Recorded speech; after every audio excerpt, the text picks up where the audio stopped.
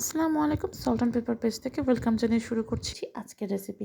ঘরোয়া উপায়ে আমি যেভাবে সিপি স্টাইলের চিকেন বল বানাই ঠিক সেই রেসিপিটি আপনাদের সাথে আজকে শেয়ার করব।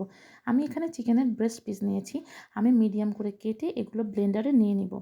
তার সাথে আমি অ্যাড করব একে একে 1 টেবিল চামচের মতো আদা বাটা, 1 টেবিল চামচের মতো রসুন বাটা, 4টা কাঁচামরিচ মিডিয়াম করে কেটে নিয়েছি। নিয়ে নিচ্ছি হাফ টেবিল স্পুন গোলমরিচ, নিয়ে নিচ্ছি স্বাদ মতো লবণ, তার সাথে আমি অ্যাড করছি ফ্লেভারের জন্য হাফ টিস্পুনের মতো জিরা গুঁড়া। সব কিছু খুব সুন্দর মতো ব্লেন্ড করে নেব। ব্লেন্ড করা হয়ে গেলে তাতে আমি দিয়ে দিচ্ছি 2 টেবিল চামচের মতো কর্নফ্লাওয়ার। কর্নফ্লাওয়ারটা আমি এখানে বাইন্ডিংয়ের জন্য ব্যবহার করছি। সুন্দর মতো মাখিয়ে তাতে আমি দিয়ে দেবো 3 টেবিল চামচের মতো সয়াবিন তেল, যাতে এটা আর হাতে লেগে না আসে। এবার সুন্দর শেপ দেওয়ার জন্য আমি এটাকে সুন্দর মতো মাখিয়ে হাতে সামান্য তেল দিয়ে গোল গোল বল আকৃতির করে নেব।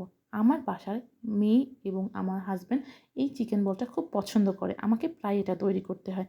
এই যে তৈরি হয়ে গেল চিকেন বলের গোল শেপ। গরম পানি ফোটাতে দিয়েছিলাম। তার মধ্যে আমি চিকেন বলগুলোকে দিয়ে মিডিয়াম আঁচে 5 থেকে 10 মিনিটের মতো সিদ্ধ করব। কিভাবে বুঝবেন বলগুলো সিদ্ধ হয়ে গিয়েছে? যখন সিদ্ধ হয়ে যাবে বলগুলো পানির উপরে ভেসে উঠবে। ভেসে উঠলেই বুঝে যাবেন চিকেন বলগুলো রেডি। এই যে হয়ে গেল।